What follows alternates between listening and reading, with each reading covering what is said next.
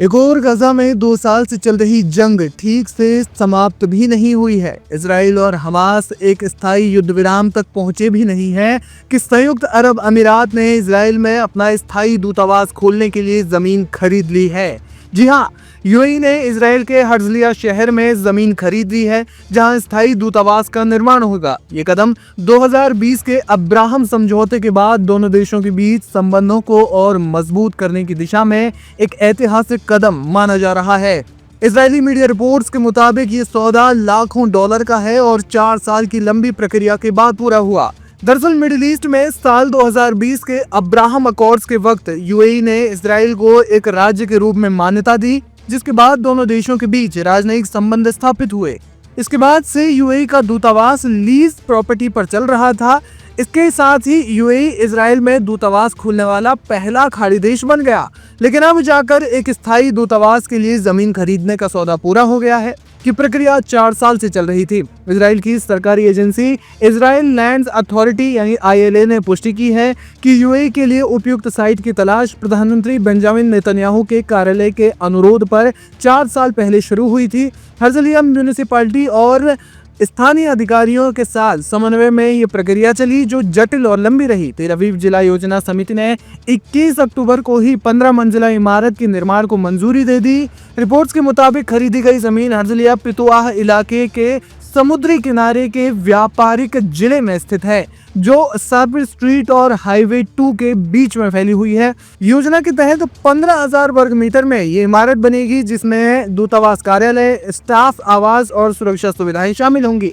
सुरक्षा कारणों से साइट को 5 मीटर ऊंची दीवारों से घेरा जाएगा। ये पहली बार है जब कोई खाड़ी देश इजराइल में अपनी कूटनीतिक सुविधा के लिए जमीन खरीद रहा है। इससे पहले यूएई का दूतावास तेल अवीव स्टॉक एक्सचेंज भवन में किराए पर चल रहा था, जो जुलाई 2021 में औपचारिक रूप से खुला था। यूएई के विदेश मंत्रालय ने अभी इस सौदे पर कोई आधिकारिक टिप्पणी नहीं की है, लेकिन इजरायली अधिकारियों ने इसे राष्ट्रीय प्राथमिकता करार दिया। जानकार मानते हैं कि यह दूतावास यूएई की इजराइल के साथ रणनीतिक साझेदारी को मजबूत करेगा।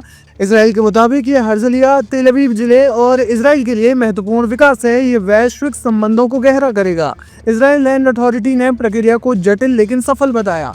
ये कदम गजा में चल रहे तनाव और हालिया सीज़फायर उल्लंघनों के बीच आया है, जिसने यूएई के फिलिस्तीनी समर्थन पर सवाल उठाए हैं। अब्राहम अकॉर्ड्स के समय फिलिस्तीनी प्राधिकरण ने यूएई की आलोचना की थी, इसे फिलिस्तीनी मुद्दे के साथ विश्वासघात बताया। सोशल मीडिया पर तमाम जो यूजर्स हैं वो इसे फिलिस्तीन के साथ धोखा बता रहे हैं, खासकर जब गजा में हिंसा जारी है।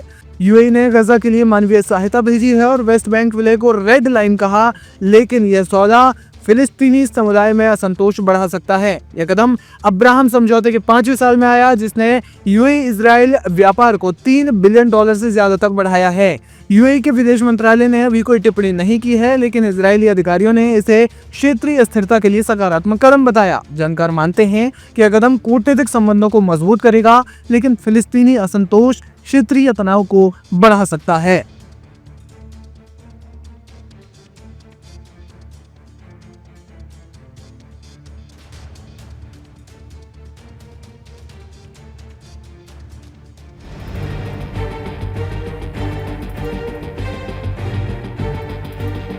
गजा में हमास के साथ तगड़ा धोखा हो गया है। आखिरकार इसराइल सीज़फायर की शर्तों से मुकरने लगा है। ये हम नहीं, बल्कि मिडिल ईस्ट और गजा पर बारीकी से नजर रखने वाले वेस्ट एशिया एक्सपर्ट बता रहे हैं। जानकारों का मानना है कि सीज़फायर की शर्त थी कि हमास इसराइल के जीवित बंधकों को छोड़ेगा और इसराइल की फौजें भी गजा से पीछे हटेंगी। शर्त के मुताबिक हमास ने सारे बंधक एक बार में छोड़ दिए हैं और इसराइल की फौजें अब भी गजा में मौजूद हैं। न सिर्फ मौजूद हैं, बल्कि हमले भी कर रही हैं। लोगों की जान भी जा रही है। इसके लिए इसराइल के अपने तर्क, अपनी दलील है, लेकिन सच्चाई ये है कि गजा में 10 अक्टूबर के बाद एक भी दिन बमबारी नहीं रुकी है।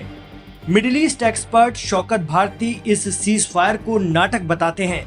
उनका कहना है कि गजा में इसराइल ने ये ड्रामा सिर्फ अपने बंधक छुड़वाने के लिए रचा था। दूसरी अहम वजह थी कि दुनिया के अलग अलग मुल्कों, जिनमें ताकतवर यूरोपियन देश भी शामिल थे, वहां गजा के लिए, फिलिस्तीन के लिए जमीन से लेकर समंदर तक प्रदर्शन हो रहे थे। दुनिया भर के सोशल एक्टिविस्ट एक होने लगे थे। अमेरिका में भी लोग सड़कों पर थे और इसराइल पर भी बंधक छुड़ाने का प्रेशर बनाते लोग रोड पर आ रहे थे। यही वजह रही कि अमेरिका ने अरब देशों को आगे रखा और इसराइल ने बंधक आजाद करवा लिए। अब आरोप लग रहा है कि इसराइल गजा में भी लेबनान वाला मॉडल अपना रहा है।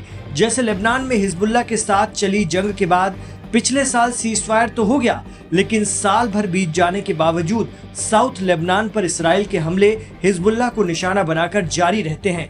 वहां भी लेबनान सरकार के साथ पेपर पर तो सीजफायर है, लेकिन ग्राउंड पर इसराइली बमबारी अक्सर लेबनान की सीमा के अंदर हो रही है।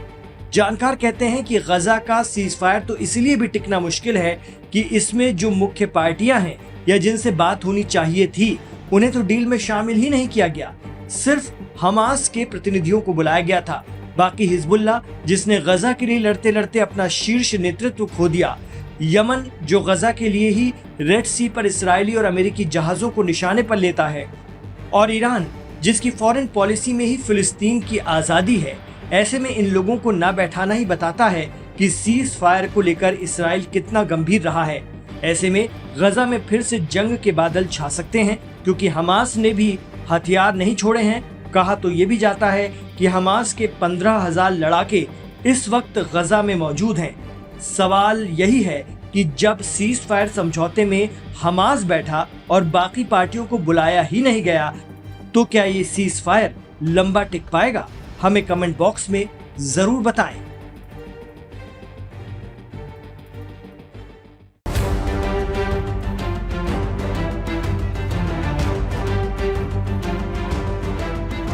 इजराइल और हमास के बीच सीज फायर बेहद नाजुक दौर में है। इस बीच पूर्व हमास चीफ याह्या सिनवार की शव को लेकर दोनों पक्षों में फिर से तनातनी शुरू हो गई है। यह मामला तब और गहरा गया जब इजराइल की ट्रांसपोर्टेशन मंत्री मिरी रेगव ने मारे गए हमास नेता याह्या सिनवार के शव को जलाने का प्रस्ताव रख दिया। मिरी रेगव ने कहा कि कुछ प्रतीकों को कभी वापस नहीं आने देना चाहिए। ऐसे में उन्होंने अमेरिकी कार्रवाई का उदाहरण देते हुए बताया कि किस तरीके से ओसामा बिन लादेन के शव का सम्मान न करते हुए उसे समुद्र में फेंक दिया गया था ताकि उसे शहीद बनाया न जा सके। मिरी रेगव का यह बयान उस वक्त आया है जब इसराइल और हमास के बीच चल रही वार्ता में हमास ने सिनवार के शव की वापसी की मांग की, जिसे इसराइल के द्वारा खारिज कर दिया गया, यह कहते हुए कि शव को गुप्त स्थान पर रखने का आदेश दिया गया है। इस प्रस्ताव ने युद्ध नीति, नैतिकता और प्रतीकवाद पर जोरदार बहस भी छेड़ दी। रेगव की इस टिप्पणी को क्षेत्रीय तनाव और गतिरोध को बढ़ाने वाला करार दिया गया, क्योंकि यह दर्शाती है कि इसराइल सिनवार के शव को शहीद मानने से रोकना चाहता है और वह उसे किसी भी कीमत पर राजनीतिक प्रतीक बनने नहीं देना चाहता।